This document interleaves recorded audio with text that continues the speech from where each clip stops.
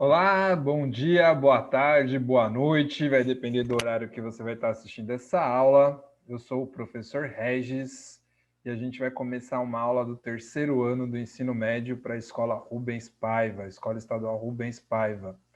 Então, só para lembrar, essa é uma aula de revisão, tá? É a última aula do bimestre e hoje a gente vai fazer uma revisão para a avaliação bimestral que vai ter. Lembrando que essa avaliação ela vai ficar aberta até o dia 13, às 8 da noite, porque eu preciso entregar as notas no dia 14. Tudo bem? Então é isso, sejam bem-vindos, espero que gostem da aula. Se tiver alguma dúvida, você pode postar no meu WhatsApp, que está lá no blog, ou também mandar por e-mail. Eu prefiro pelo WhatsApp, eu respondo mais rápido, tá bom? Então é isso, bem-vindos, vamos lá começar. Vou aqui compartilhar o PowerPoint que eu preparei. E a gente começa.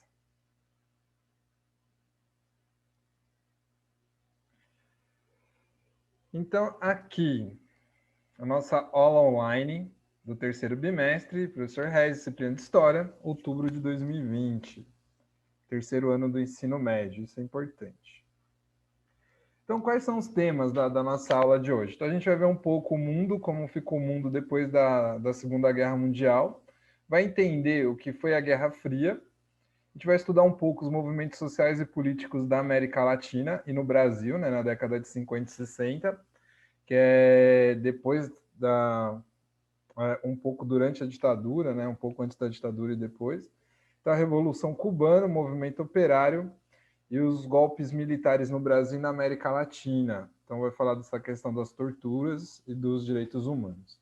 Tá? Então, aqui são algumas imagens que fazem parte da nossa aula. Então, vamos começar aqui. Quais são as habilidades que a gente vai trabalhar?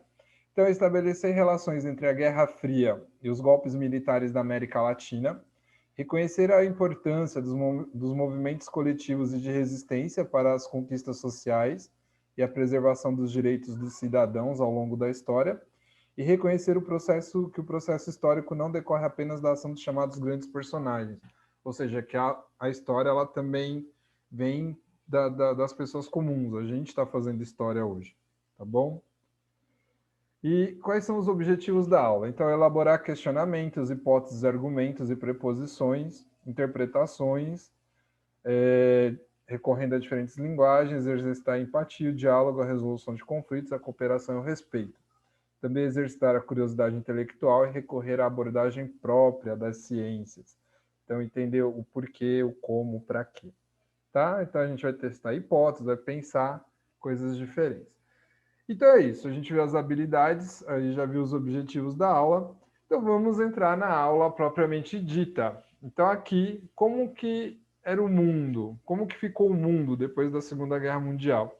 Então a gente vê assim, a Segunda Guerra Mundial, ela vai levar vários países, né? E dois blocos econômicos, assim, eles se sobressaem, que é o bloco capitalista, que vai ser liderado pelos Estados Unidos, e o bloco socialista, liderado pela União Soviética.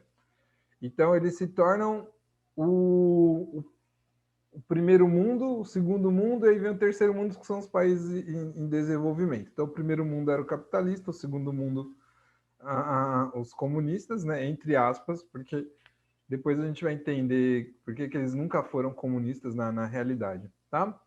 E assim, então os Estados Unidos, assim como as potências europeias, queriam manter o capitalismo, enquanto a União Soviética pretendia expandir o socialismo pelo mundo. Tá? Então tem que ficar claro que na Guerra Fria o mundo se dividiu em duas frentes, né? Ou se dividiu em dois. Então aqui, ó, capitalismo versus comunismo. Então, para manter o capitalismo no mundo, o que os Estados Unidos faz? Ele cria o Plano Marshall, que é um plano de ajuda para os países que sofreram com a guerra.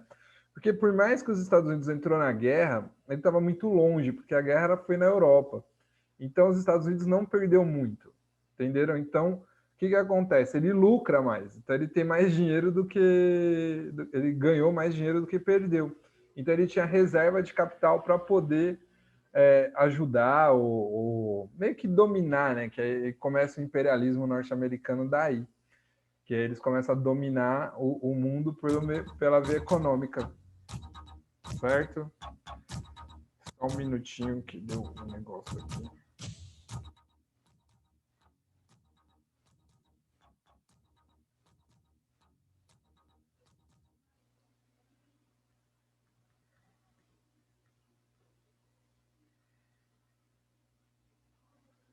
Então vamos lá. Então, voltando, desculpa aí o que der, ao vivo é assim mesmo, né? Então, aqui está sendo gravado ao vivo.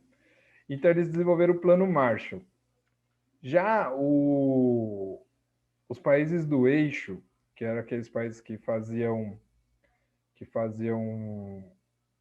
era a Alemanha, Itália, Japão, né? O destino deles foram decididos em duas conferências, a de Alta e a de Potsdam. E a União Soviética, ela também cria um plano para tentar controlar, né, os países lá os países socialistas. Então, a Alemanha, que foi símbolo dessa divisão do mundo, ela foi dividida em duas frentes. Então, era a República Federal Alemã, ou Alemanha Ocidental, que ficou sob o domínio dos capitalistas, e a República Democrática Alemã, ou Alemanha Oriental, que estava sob o domínio soviético. E aí, a maior representação dessa Guerra Fria, da Guerra Fria, era o Muro de Berlim. E por que foi chamado Guerra Fria? Porque não chegou a ter conflito armado entre as duas superpotências, entre a Rússia e entre os Estados Unidos. Então ficava naquela disputa, numa disputa mais ideológica. Eu tenho uma amiga que ela viveu esse período e ela fala que sempre vinha a sensação que eles tinham, a sensação de temor, né, de apertar o botão vermelho e vinha a bomba atômica, ainda mais porque tinha bomba atômica teve a bomba atômica no Japão, então todo mundo sabia o que ela fazia, né, como que era uma bomba atômica, então todo mundo tinha esse medo de ter essa bomba na época. Então era essa disputa muito mais ideológica, não teve vários conflitos, que nem dali do Oriente Médio, Osama Bin Laden vai sair dessa época, o Talibã começa a sair dessa época que eles começam a ter financiamento, hora dos Estados Unidos, hora da União Soviética, para ter o caos. Então tem muitas essas coisas assim que mexe com o mundo hoje, com o mundo atual. Então, aqui, ó, como que estava o mundo durante a Guerra Fria? Então, a guerra não apresentou conflitos diretos entre os estados, né, entre os Estados Unidos e entre a União Soviética.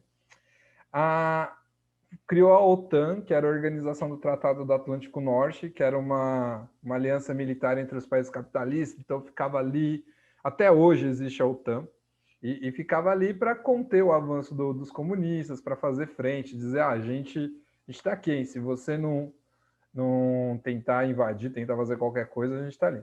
Enquanto isso, com o mesmo objetivo, né, a União Soviética criou o Pacto de Varsóvia, e aí causou essa rivalidade entre as duas potências. E isso também é interessante, porque aí tem uma corrida científica, então teve vários desenvolvimentos científicos, tem um avanço também nessa questão da astronomia, né, dos astronautas, de viajar para fora, corrida espacial. Então teve muita coisa interessante desse período. A propaganda que ficou para a gente aqui no Brasil, como a gente é um país capitalista, estava sofrendo muita influência dos Estados Unidos, então a maioria dos filmes que vieram falando mal da Rússia, falando mal do comunismo. Só que a gente tem que entender o que foi o comunismo. E até por causa dessa propaganda que vem dessa época, hoje pessoas ainda falam, os comunistas querem dominar o Brasil, entendeu? Não é bem por aí, não. Porque se quisesse, estava tendo várias revoluções armadas. Tá? Aí, como foi o fim da Guerra Fria? Então, mais ou menos em meados da década de 80, a União Soviética ela entrou numa crise econômica, política, social, e aí começou a ter vários problemas, né? Então já não conseguia ter a mesma influência lá no mundo. Em 89, teve a queda do Muro de Berlim, que aí unificou as duas partes, teve a unificação da Alemanha Ocidental com a Alemanha Oriental. E aí o mundo, agora o mundo todo é capitalista. Cara, eu tinha acho que 7 anos quando caiu o Muro de Berlim. Eu ainda tenho algumas imagens assim da minha cabeça. Foi até o Pedro Bial que estava fazendo a cobertura lá. E foi uma coisa muito doida, assim, porque o mundo, eu adorava aquilo lá. Agora os comedores de criancinhas não vão mais dominar o mundo, não sei o quê. E não tinha nada a ver. Hoje, depois de estudar bastante, eu vejo que é completamente diferente. É lógico, né? Eu vou preparar uma aula só para a gente falar disso, de comunismo e capitalismo, socialismo, quais são as diferenças, o anarquismo, o humanismo, tudo que tiver ismo, assim, a gente vai meio que estudar, tá bom? E aí, com o Gorbachev, né, ele começa a fazer essa divisão da Rússia, e começa a cair, então, aqueles países que faziam parte da União Soviética, eles começam a separar e começam a virar países independentes. Por isso que surge um monte de país aí meio nesse período. E meio nesse período também surgem as disputas, tá? E então, em 1990 a Alemanha foi reunificada, e em 91 a Rússia se desmembrou e caracterizou o fim da Guerra Fria. Então não existia mais aquele medo. Mas até hoje ainda existe uma certa disputa, agora entre a Rússia e os Estados Unidos, mas também tem essa questão militar, aí tem a Coreia do Norte, está mais próxima da Rússia, mais próxima da China, que são comunistas, então tem todo esse daí. E aí, a gente vai estudar agora os movimentos sociais e políticos. Deixa eu ver só um negócio. Os movimentos sociais e políticos na América Latina e no Brasil, nas décadas de 1950 e 1960. Então, esse século, esse momento, né, o século XX, ele foi muito importante para a transformação dos países da América Latina. Então, lá no século XX, mais ou menos 1800, tal, a maioria dos países estavam conquistaram a sua independência, né, no final do século XIX. E aí, no século XX, eles estavam tentando se firmar enquanto Estado Nacional. Então, eram constituições muito jovens, até a nossa Constituição é super jovem, e aí estava tentando se manter, ainda não tinha essa ideia, essa questão de como seria. Então, teve várias tentativas de revoluções e ditaduras, e umas bem-sucedidas, outras não, que a gente vai ver um pouquinho mais para frente. E a Revolução Cubana, ela foi a primeira a conseguir implantar o sistema socialista na Guerra Fria. Então, estava tendo a Guerra Fria, estava lá naquele meio. E o que é muito doido é que Cuba, ela só estava a 150 quilômetros dos Estados Unidos. Então, é uma coisa bem interessante. Então, agora, nos próximos slides, a gente vai conhecer um pouco mais sobre esse episódio, que foi a Revolução Cubana. Então, aqui, ó. Revolução Cubana, que é uma foto do Che Guevara, né, que foi um dos principais líderes junto com Fidel Castro, né, que dava essa cara aí para a Revolução Cubana. Então, qual que eram os antecedentes, assim? O que estava acontecendo? Então, eu vou contar aqui um pouco de como foi a independência de Cuba. Então, a independência de Cuba, ela teve a intervenção dos Estados Unidos durante o processo de independência. E aí Cuba meio que se torna o quintal americano, como é Porto Rico, entendeu? Então se torna ali um quintal dos grandes proprietários de terra, então eles vão e começam a tomar conta, né, do modo de produção cubano, lá do açúcar, tem as plantações de fumo, então eles vão lucrando muito com Cuba, só que esse dinheiro não fica em Cuba, esse dinheiro vai os Estados Unidos. Então começa a aumentar a desigualdade, entendeu? Falta de direitos nessa época.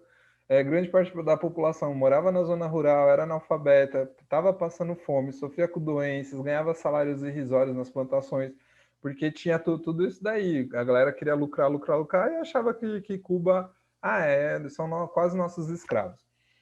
E aí, com essa interferência dos Estados Unidos, eles influenciaram inclusive a Constituição de Cuba, né? Que foi escrita por um senador norte-americano que autorizava intervenções militares na ilha.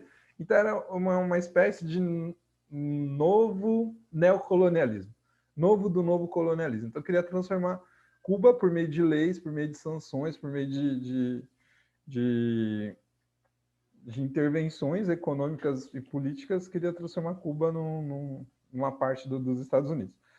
Então, com todos esses problemas sociais, teve uma primeira tentativa de revolta do Fidel, né? Ele tenta atacar o quartel de Moncada e contra o ditador lá da época, que era o Fulgêncio Batista, porém deu errado e eles foram presos.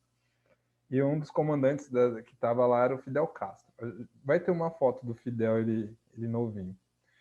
Então vamos lá, como é que foi o processo revolucionário? Aqui é Fidel Castro, antes e depois, então vou até marcar aqui.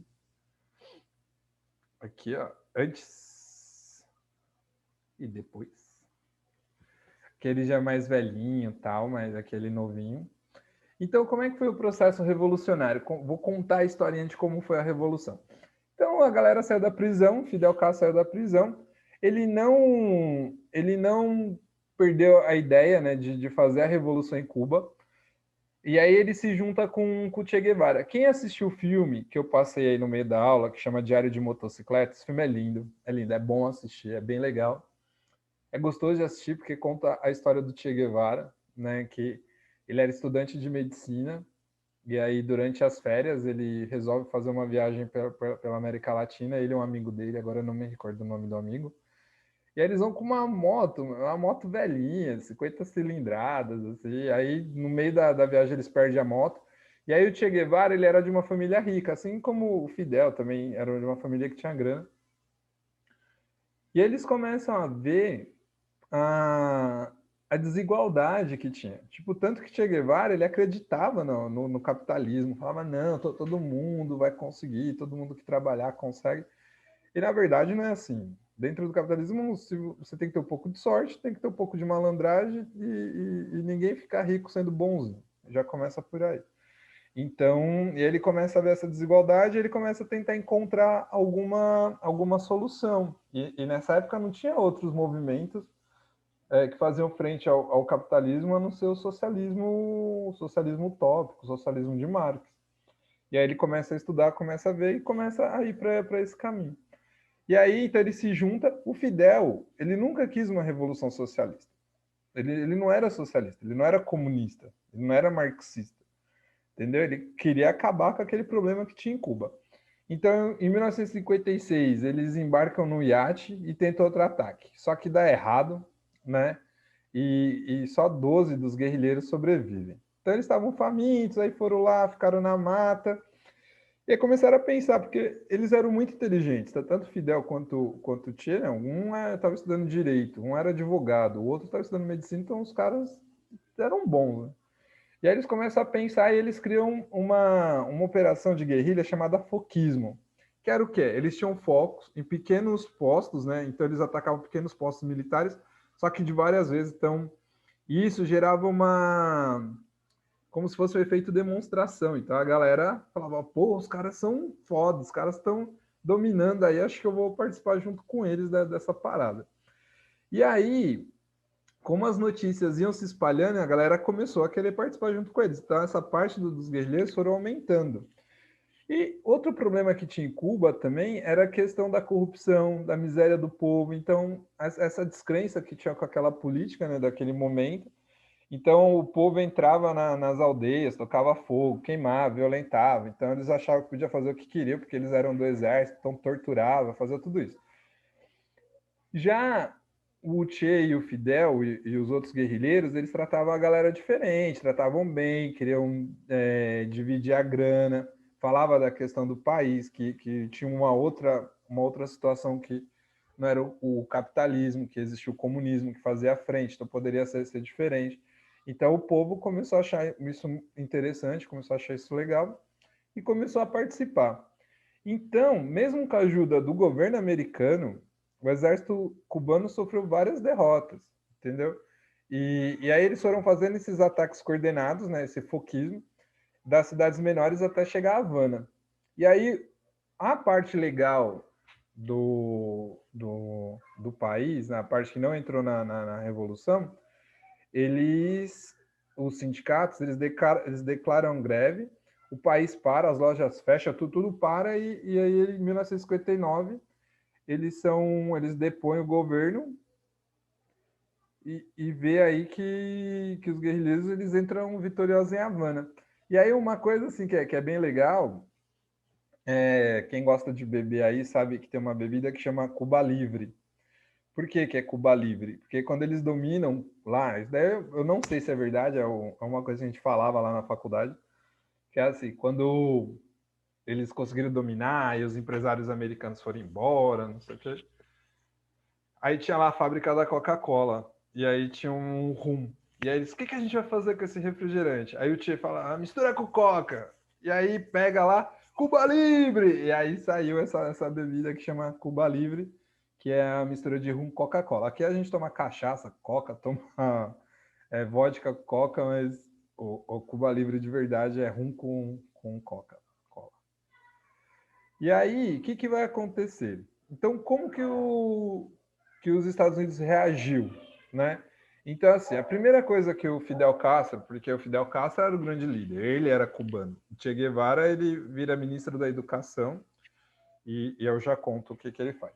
Então, o Fidel Castro, ele nacionaliza todas as empresas norte-americanas e aí é o grande problema, porque ele nacionaliza sem pagar indenização, que ele fala que os caras lucraram tanto com o que tinha lá no Brasil, então eles não pagam indenização, não paga. E aí o Centro de Inteligência americano age, então sabota, tenta matar a galera, tipo, explode empresa, fala que a revolução não está dando certo, que está destruindo o país, que é mais ou menos igual acontece hoje, né? Quando tem as manifestações, eles colocam a galera lá que é para ficar quebrando, só para a imprensa falar de quem quebrou e não falar da ideia da manifestação. Um outro problema era que 90% do que era produzido em Cuba era exportado para os Estados Unidos. E aí, de repente, não tem mais ninguém que compra os produtos cubanos, e aí começa a ter o problema econômico. E, por outro lado, que Cuba não cresce mais do que poderia, do que pode, por causa desse embargo, maldito embargo econômico que os Estados Unidos fez com Cuba. Então, quem comercializa com os Estados Unidos não pode comercializar com Cuba.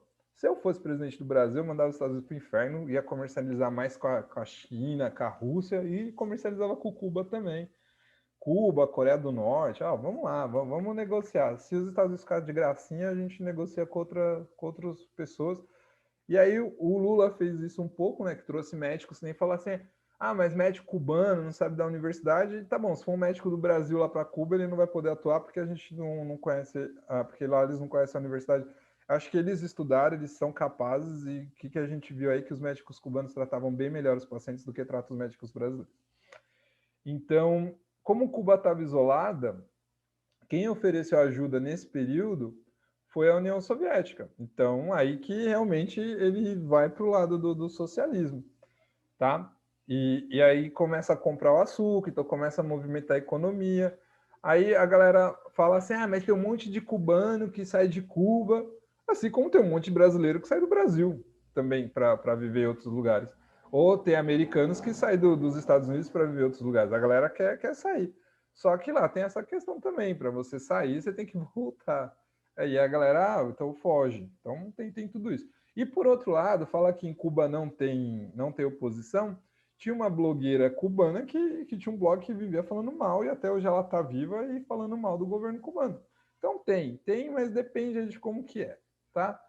Então, vamos lá ver o que foi a crise dos mísseis, que quem assistiu X-Men, acho que é X-Men Primeira Classe, acho que é X-Men Primeira Classe, vai falar, vai mostrar, vai ter uma cena lá dos navios trazendo os mísseis, e aí o que vai acontecer? Então, o governo revolucionário ele se alia com os soviéticos, e aí o governo soviético, como Cuba está muito próximo dos Estados Unidos, ele manda colocar os mísseis em Cuba, né, com direção para os Estados Unidos. E aí o presidente Kennedy anunciou em rede nacional de televisão a presença dos mísseis, aí o clima esquentou, e aí o Kennedy ameaçou fazer um bloqueio, porque Cuba é uma ilha, então você faz um bloqueio lá. E aí durou 13 dias, que é o momento lá do filme dos X-Men. E aí o governo russo tirou os mísseis em troca da não invasão da ilha pelos Estados Unidos. Então ainda tem esse acordo até hoje, então os Estados Unidos não pode invadir Cuba. Mas os Estados Unidos têm uma prisão no território cubano, que é Guantánamo, tá? Então, quer dizer, tem uma parte lá dos Estados Unidos que está em Cuba. E aí até tinha um cara que ele treinava, eu lembro uma reportagem até do Globo Esporte, que perguntaram pro cubano assim, você treina boxe, e por que boxe? Aí ele fala, não, que se quiserem invadir aqui, pelo menos eu tenho minhas mãos para lutar. Então, o negócio é louco. Eu tenho uma amiga que foi para Cuba, duas amigas, na verdade, que foram para Cuba recentemente, É um salário que é completamente diferente da propaganda que chega aqui para nós. A galera é muita gente boa, é muito solista. Mesmo assim, não tendo carro, para quê? Eles estão numa ilha, então você consegue atravessar a ilha de ônibus, sabe? De bicicleta, entendeu? Então não é tudo isso, não. Então dá para tipo o tamanho da Praia Grande, assim, tamanho da nossa cidade, tá? Então agora a gente vai para o movimento operário. Então sai da Revolução Cubana e aqui a gente tem que entender que é tudo mais ou menos no mesmo período. Então como é que foi o movimento operário no Brasil? Então, as primeiras fábricas elas vão chegar no início do século XX, por volta de 1900, 1901, 6, 7. E já, como vem muito trabalhador aqui europeu, então eles já tinham contato com o comunismo, com o socialismo, com o anarquismo. E aí, em 1917, eles já fazem uma greve geral, né, que para São Paulo foi muito louco, pedindo melhores condições de trabalho, porque aqui os empresários, os donos das fábricas do Brasil achavam que estava na Revolução Industrial, queria botar a galera para trabalhar 15, 16 horas por dia. E aí eles falaram, não, aqui não, meu irmão. Aqui o barato é louco e a gente vai fazer diferente. E aí eles viram que começou o governo, principalmente Getúlio Vargas, né, que vai lá na época da ditadura do Getúlio, ele começa a ver que o movimento operário estava crescendo muito, né, os sindicatos estavam crescendo muito, porque assim, hoje a gente tem auxílio saúde, auxílio não sei o quê, aposentadoria, todos esses direitos que a gente tem hoje foram conquistados com luta, né, com participação, com mobilização social. Não foi a coisa assim, meu patrão é bonzinho e vai me dar. Não, o patrão queria que a galera, tomasse. Ele quer o dinheiro dele e pronto. Então, tudo isso, a carga horária de trabalho foi tudo uma conquista. E o que acontecia? Por exemplo, se eu fosse um trabalhador da indústria e eu arrancasse meu dedo, não tinha auxílio, não tinha aposentadoria. Então, os sindicatos, nessa época, tinham muita importância e eles ajudavam as pessoas, né, a se manter. Então, as pessoas pagavam o sindicato que pagava a aposentadoria da galera. E aí, o que o governo do Getúlio faz? Como ele vê que os sindicatos estavam crescendo muito e poderia se tornar uma grande oposição do governo, ele cria a Previdência. Ele cria a Previdência Social, o INSS, acho que até era outro nome. Agora eu não lembro qual era o nome. INAMPS, alguma coisa assim. Eu não me recordo, desculpa.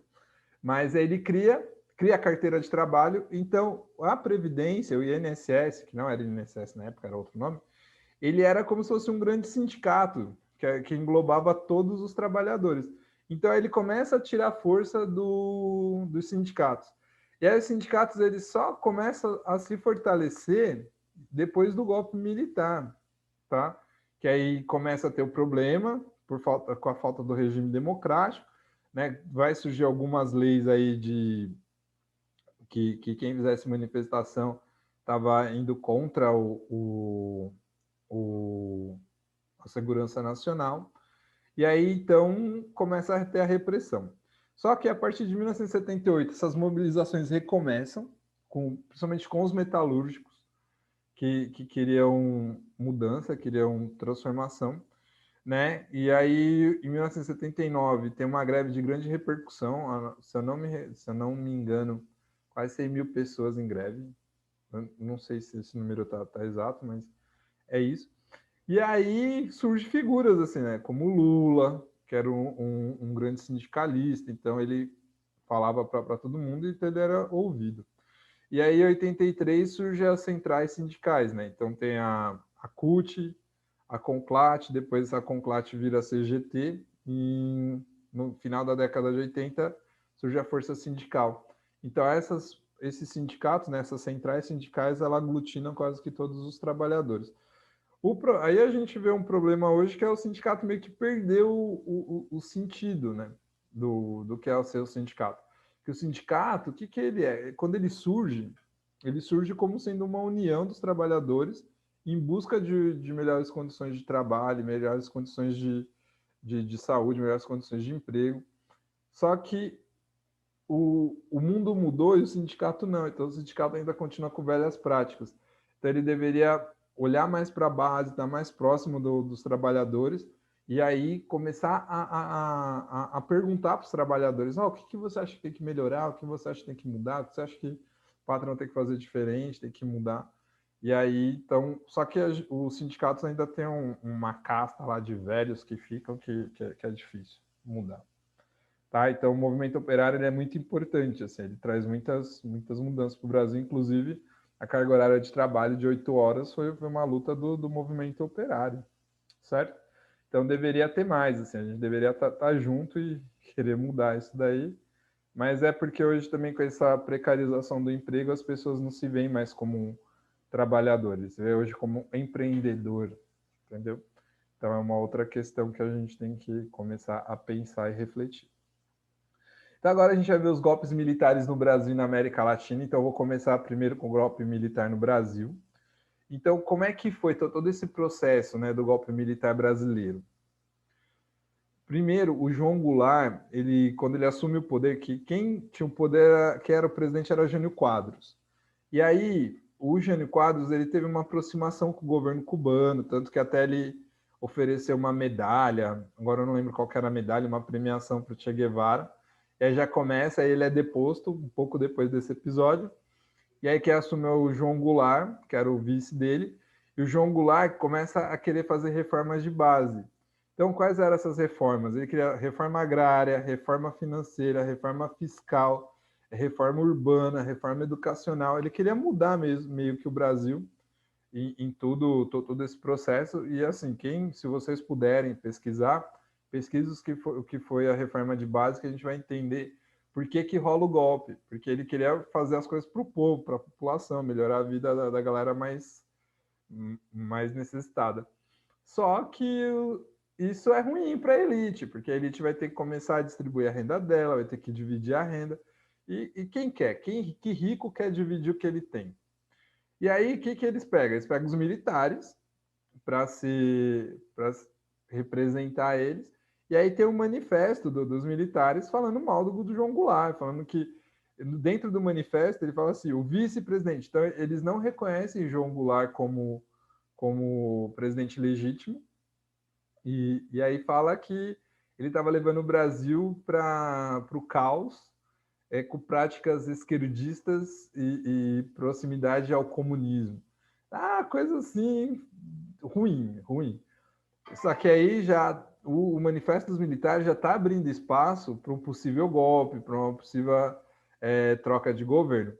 Então, tinha o Manifesto dos Militares, a gente vai ver aqui agora a Marcha da Família com Deus pela Liberdade, que quem lembra de 2015, aquelas manifestações para tirar Dilma, que falava, não, nós somos a família, todo mundo de camisa amarela, era uma coisa igualzinha isso.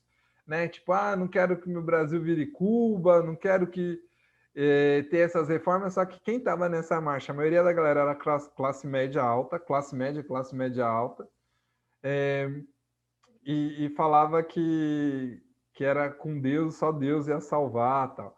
Então aqui já era uma parte, assim, uma confirmação da população. Então o exército já falava, não, agora o povo tá do nosso lado.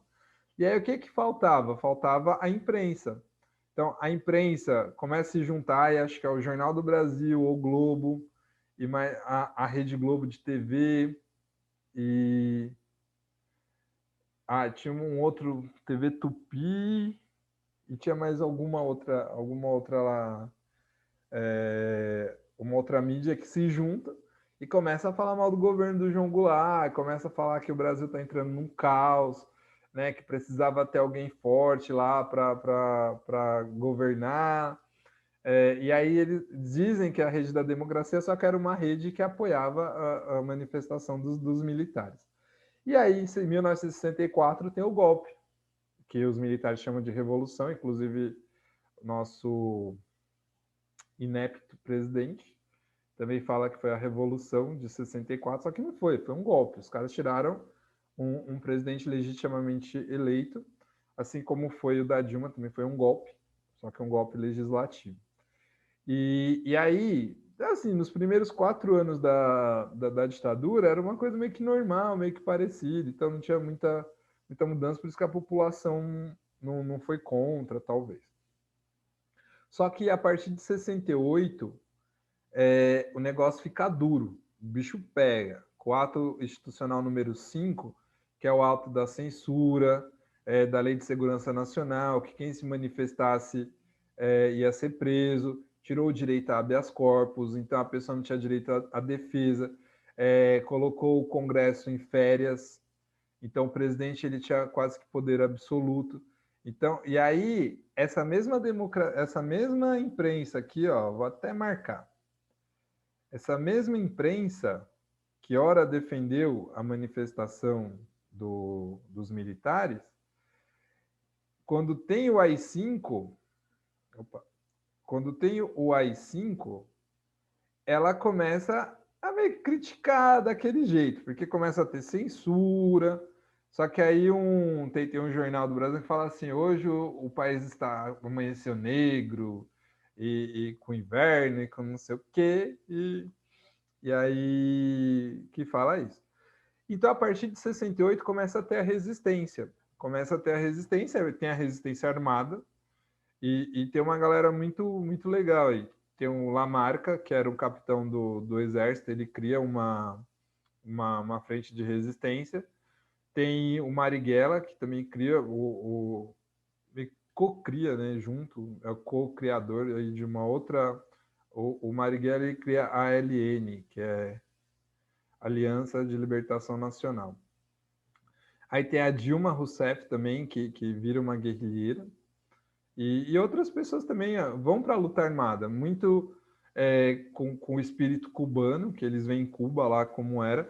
Só que assim, essa galera também nunca foi comunista, gente. Isso tem que ficar claro, sabe?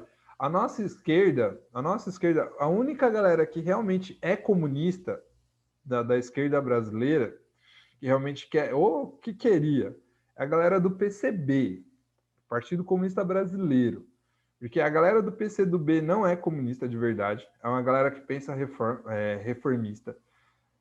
Até a galera do PSOL. Eu tô no PSOL, mas também é uma galera que quer reforma, entendeu? Eles falam que são socialistas, mas querem reforma, então é tudo dentro do mesmo sistema. E a gente tem a galera que é ruim mesmo, que é a galera da direita, da extrema-direita. Então tem essa resistência, só que a resistência armada que quer derrubar o governo militar, a primeira coisa que eles querem é democracia, poder votar e depois ter uma economia diferente, né? Uma outra forma de economia dividir. E aí, dessa resistência, quando a galera é presa, a galera vai para a cadeia, mas ela é torturada, porque ela tem que entregar às outras pessoas. Eu não vou colocar vídeo nessa aula, porque eu só me propus a estar falando. Mas nas próximas aulas eu prometo que trago uns videozinhos e mostro como que era a tortura nessa época. Então tinha o pau de arara, tinha choque na unha, tinha o afogamento, tinha a goteira, tinha o pau de papagaio, que era pendurar a pessoa, né? Eles davam choque na vagina, dava choque no escroto, né? Até a galera contar quem que era. As mulheres eram estupradas, eram abusadas fisicamente, apanhavam. Então tinha tudo isso, e tudo isso não chegava para as pessoas, porque a imprensa era controlada. Então imagina que nem hoje a gente vê aí o Datena, com aquele programa só falando merda, só falando besteira, só falando de coisa violenta. Na época da ditadura, isso era impensável. Porque programas como o do Datena, como o do Siqueira Júnior, como o do Marcelo Rezende, não ia existir, gente. Não ia existir. Porque quem que ia falar mal do governo? Quem que era doido de falar mal? O governo nem deixava falar mal dele. Entendeu? Então tinha isso. Então teve a resistência, ao mesmo tempo também teve a tortura. Então, se vocês quiserem saber como é que era a tortura, tem alguns filmes legais aí que dá para assistir, que é O Que É Isso, Companheiro, Carlos Lamarca, o Capitão. Tem o do Marighella, que foi censurado hoje, com democracia, teve a censura. Então é bom a gente abrir os olhos, porque ainda não mudou muita coisa, não. Tá? E aí faltou falar aqui, né? Que agora a gente vai falar um pouco da América Latina. Então, a América Latina também, depois com o fim da Segunda Guerra, até a década de 80, teve várias revoluções, vários golpes, né? Vários golpes militares apoiados pelos Estados Unidos. E esses, assim, então teve governo que durou mais tempo, que nem aqui no Brasil durou 20 ou poucos anos, na Argentina também durou um certo tempo, no Chile também durou bastante tempo. Então, teve várias manifestações, vários governos militares que duraram algum tempo. Mas aí a gente vai ver agora país por país, tá? Então, ó, em 1954, foi na Guatemala e no Paraguai que teve a primeira intervenção direta, né, dos Estados Unidos, que aí na Guatemala eles derrubam o presidente Jacobo, e aí o governo militar assume o poder. E depois com o Paraguai, quando eles derrubam o Stroessner. Não, desculpa. O Stroessner comanda o golpe contra o presidente Federico Chaves. Então, esse Stroessner, ele era o general, e aí ele assume o poder, tá? E aí tem só uma informação aqui, que até o fim do ano, 13 das 20 nações da América Latina são dominadas por militares. Então, aqui tem as bandeiras, né? Então, aqui é a bandeira do Paraguai, aqui é a bandeira da Guatemala. Vamos ver o próximo. Na Argentina, o golpe foi em 1962, né? Que os militares argentinos tiram o presidente, né? O Frondizi. E aí fica até 76, mais ou menos. Então, ó, durou bastante tempo a ditadura militar na Argentina. Também foi uma ditadura que matou muita gente, inclusive até tem um movimento, né, que é as Mães de Maio. É bem legal, se vocês quiserem pesquisar. Coloca aqui de novo, né, no Brasil, em 64, que em 31 de março tem o golpe que tira o presidente João Goulart e coloca o Castelo Branco na presidência. Aí, em 65, na República Dominicana, em 68, no Peru,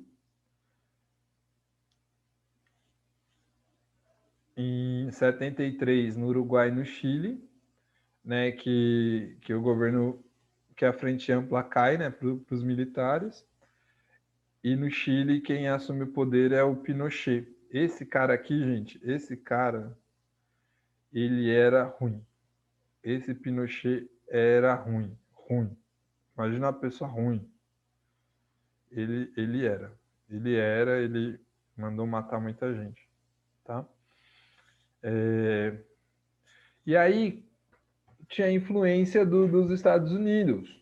Como que era essa influência dos Estados Unidos? Era com a Operação Condor, né? Que era o quê? Então eles tinham uma forma de agir que era o quê? Eles mandavam uma galera, começava a minar o governo, começava a fazer uma coisa de inteligência, né? De trocar informações, tipo fazer fake news.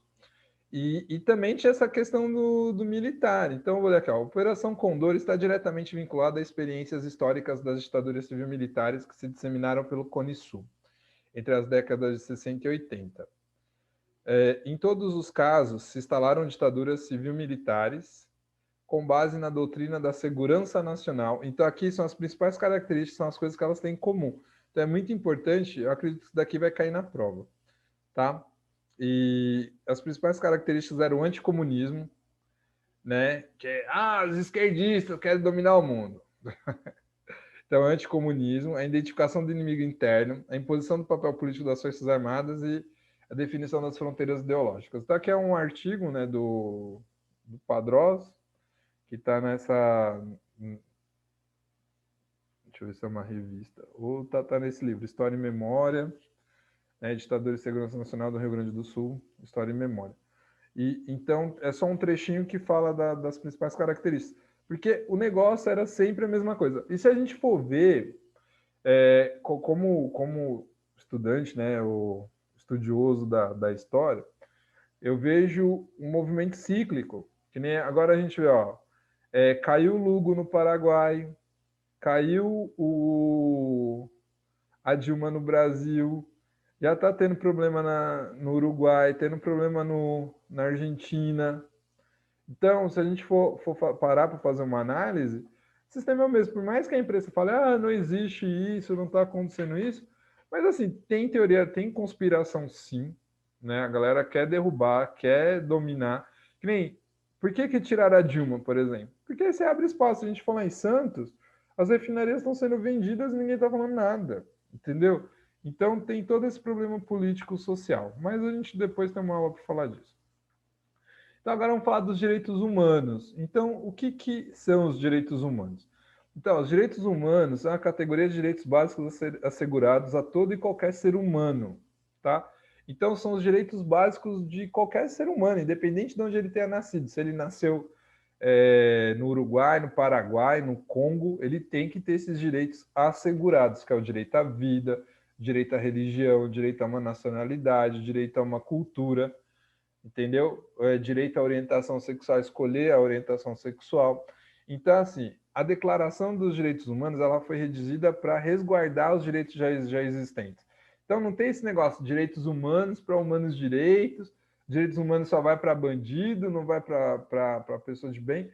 Direitos humanos não é uma pessoa, os direitos humanos não são. O direito é o direito, é que a gente conquistou. Então, se a gente nasceu, a gente tem direito à alimentação, tem direito a abrigo, tem direito a ser de um país, tem direito a ser uma pessoa. E independente se eu sou bandido ou sou polícia, eu tenho que ter os meus direitos adquiridos. Não é porque eu sou bandido, eu vou ficar numa cela que cabe 15 e tem 50, entendeu? Não pode, porque são seres humanos. E aí, primeiro a gente tem que entender por que as pessoas viram bandido. Então, a gente tem que trabalhar com números. Não adianta a gente querer soluções fáceis para problemas difíceis. A gente tem que ter soluções difíceis. Então, são coisas que são a longo prazo que a gente vai conseguir. E não adianta falar que nos Estados Unidos tem um monte de bandido também. Os Estados Unidos é o país que tem a maior população carcerária do mundo, entendeu? Então, a gente pode... Tem outras coisas dos Estados Unidos que a gente pode admirar, outras não. Somente nessa parte aqui de direito, de violência e tal, só vê lá, o policial matando negro, entendeu? E aqui os policiais também matam. A extensão dos direitos humanos é universal, aplicando-se a todo e qualquer tipo de pessoa. Portanto, não serve para proteger ou beneficiar alguém e condenar outros. Então, o ser humano, a extensão dos direitos humanos é para todo mundo. Todo mundo. Todo mundo. Tá? Aí vai lá, mas como é que eu encontro os direitos humanos? Você vai, pode ir no advogado, pode ir numa pessoa, tem o escritório dos direitos humanos, tem o escritório da ONU, por exemplo. Você pode ir. E aí a maioria dos países, né, dos países democráticos, eles usam partes dos direitos humanos, parte da Declaração dos Direitos Humanos, né, do homem, do cidadão, para fazer a sua Constituição, tá? Então aqui a Declaração Universal dos Direitos Humanos, eles usam parte disso para escrever a sua Constituição, entendeu? Então, os direitos humanos ele vem desde lá da Revolução Gloriosa na Inglaterra, que começa a ter essa ideia de direitos, né, de que são as pessoas com a Revolução Francesa aumenta isso, que os franceses eles são os primeiros a realmente dizer que todos são iguais perante a lei, que não tem essa divisão de você ser religioso ou ser nobre. Então tem tudo isso daí. A gente sabe que precisa melhorar muita coisa, que a mesma lei não é a lei para quem é rico e para quem é pobre. Porque se a pessoa é rica e é presa com 12 gramas de maconha, o rico ele é usuário. Se é pobre que é preso, o pobre é traficante. Então a gente também tem que entender isso daí, tá? Então, por isso que tem os direitos humanos para a gente poder cobrar isso daí. Então aqui são as fontes que eu utilizei. Então, entrei no InfoEnem, no Branly, que foi da Revolução Cubana. A história, esse daqui é um professor que também escreve, o Guia do Estudante, o Brasil Escola do UOL. Então, eu peguei tudo isso aqui para poder montar esse PowerPoint. Então, agora eu vou falar da prova, da avaliação de vocês. Então, a gente tem a avaliação de aprendizagem. Eu vou postar lá no blog, hoje é dia 9, então eu vou postar lá no blog da escola mais tarde, tá? Vou fazer a postagem da avaliação. E aí vocês têm até o dia 13, às 8 da noite, para fazer essa avaliação. Como eu falei lá no início do vídeo, vou falar agora porque é muito importante, porque dia 13 eu vou fechar para eu poder mandar as notas. Depois eu abro, depois passar o conselho, aí eu abro novamente, mas antes vai estar fechado, tá bom? E aí você pode, se você quiser, acessa agora aí pelo QR Code, tira uma fotinho, já faz aí no seu celular. Se você estiver assistindo pelo computador, clica aí no ou copia, eu vou pôr o link na descrição do vídeo, você pode, mas está lá também no blog da escola. Então entra lá, faz a prova, tá bem tranquila, são 10 questões, assim, cada questão vale 1 ponto. Tá muito suave, eu fiz suave, né? Porque a gente tá nesse momento de pandemia, tá muito difícil, assim, para todo mundo. Eu sei que todo mundo o bicho tá pegando. Mas é isso, tá bom? Então, ó, vou contar até 10 mentalmente, para dar tempo de vocês tirarem foto aí do QR Code e fazer a prova.